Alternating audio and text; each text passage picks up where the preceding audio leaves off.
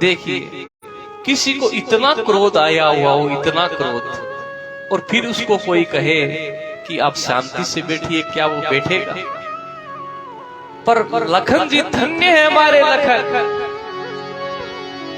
सहे नहीं रघुपति लखनो निवारे, सहे नहीं रघुपति लखन निवारे, सहे नहीं रघुपति लखन निवारे।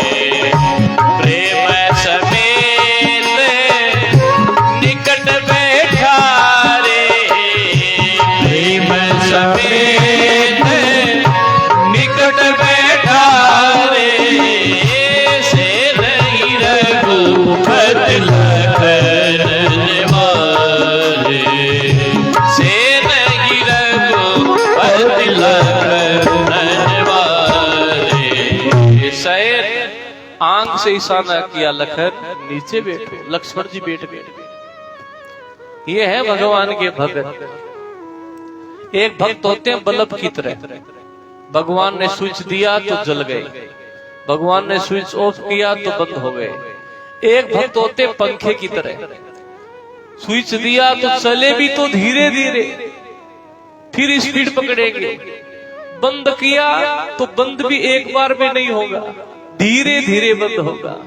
लेकिन लखनलाल तो ऐसे भक्त है बल्ब की तरह, जो रघुनाथ जी ने स्विच यूं किया, लखनलाल जी शांत चित्त होके बैठ गए। राम जी की तरफ देखकर गुरुजी कहते हैं, राम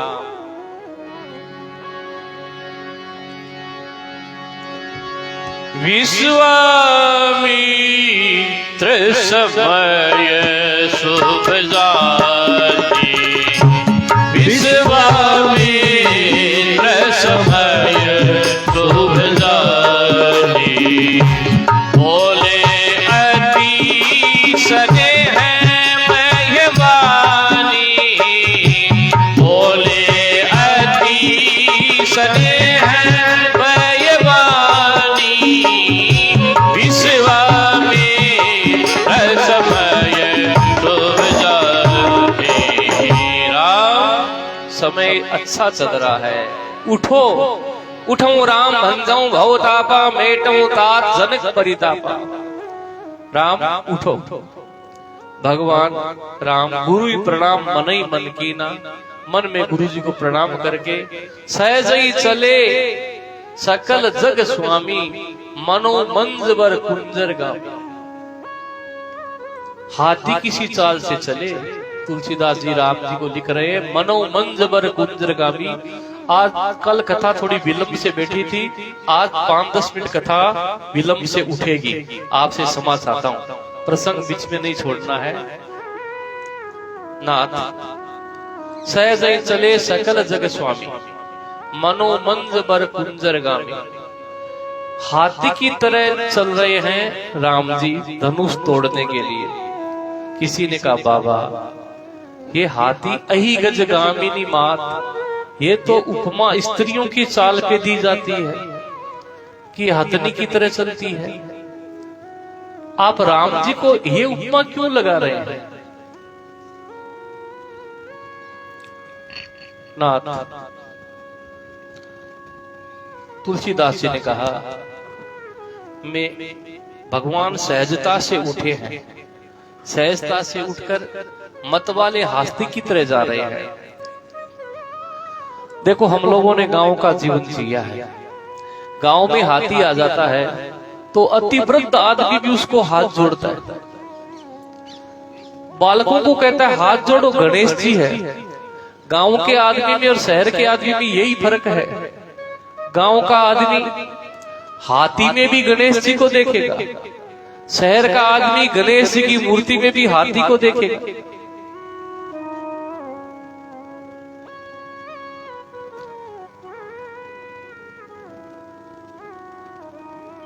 तो जिस प्रकार हाथी के आगे हाथ जोड़े जाते हैं, जितने हाथ हाथी के आगे जोड़े जाते हैं, शायद ही किसी दूसरे के आगे जोड़े जाते होंगे। लेकिन विडंबना भौंकने वाले जितने सारे गांव के कुत्ते उसके पीछे पड़े होंगे, दूसरे किसी के पीछे नहीं पड़ते हैं।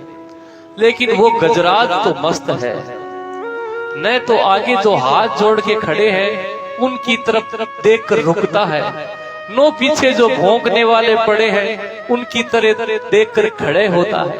वो तो मदमस्त चलते रहता है। उसी प्रकार राम जी पीछे से राजा लोग कह रहे हैं हमने धनुष नहीं तोड़ा तो ये क्या छोकरा तोड़ देगा, हम नहीं तोड़ पाए तो ये क्या तोड़ देगा, और तोड़ ही देगा तो क्या सीता को ब्याह के ले जाएगा, हम इसको यही खत्म कर देंगे। लेकिन राम जी उनकी बात नहीं सुन रहे हैं। सामने सीता जी जयमाल लेके खड़ी है, जनक जी सुनैना जी खड़े हैं, उनकी तरफ भी नहीं देख रहे हैं। सिर्फ मत वाले हाथी की तरह लक्ष्य एक ही है कि गुरुजी ने जो आज्ञा दी है वो पूरी करनी है। इसलिए बाबा लिखते हैं सहज ही चले सकल सुर स्वामी, सहज ही चले सकल सुर स्वामी, मन हो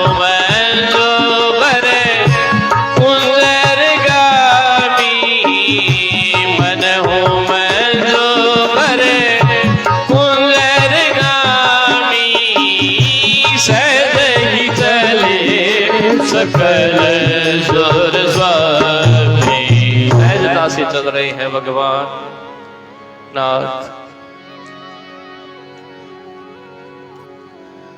इधर सीता जी गणेश जी से प्रार्थना करती है कि हे गणेश जी महाराज, इस धनुष का जो वजन है वो आप हल्का कर दीजिए। गणनायक बार वरदायक देवा, आज लगे तो ये करी सेवा, बार बार बिनती सुन मोरी, करऊं चाप गुरुता अति थोरी। गणेश जी ने कहा मुझको क्यों कष्ट में दे रही हो। सीता जी कहती है कि आप ये धनुष का वजन कम कर दीजिए। गणेश जी कहने लगे वजन कम करना अगर मेरे को आता तो सबसे प्रथम मेरा ही वजन कम करता। सीता जी कहती है आप तो वजन में हल्के हैं, इसका प्रमाण है, लोगों को वजन में दिखते हैं। आप अगर जितने वजन के परिमाण से जो आपका क्षेत्रफल दिखता है उस तरह से आपका वजन अगर हो तो क्या आपको मूषक आपके वजन को सहन कर सकता है? सबसे कोमल जीव चूहा, उसके ऊपर आप बैठते हैं और वो आपको लेके चलता भी है तो उसको तो आपका वजन नहीं लगता। बड़ा सुंदर अर्थ है इसका। सबसे प्रथम किसको पूजा जाए? जिसके संग में चलने से छोटे आदमी को कोई आपत्ति न हो, उनका प्रथम पूजन होना चाहिए। जिनके संग चलने से किसी को भार नहीं लगता हो, उनका प्रथम पूजन होना चाहिए। इसीलिए हम गणेश जी का प्रथम पूजन करते हैं कि चूहे को भार नहीं लग रहा है गणेश जी का। हल्के से हल्के जीव को गणेश जी का भार नहीं लग रहा है। अब तो सबसे प्रार्थना करती है सीता जी और धनुष को कहती है धनुष तुम खुद ही हल्के हो जाओ।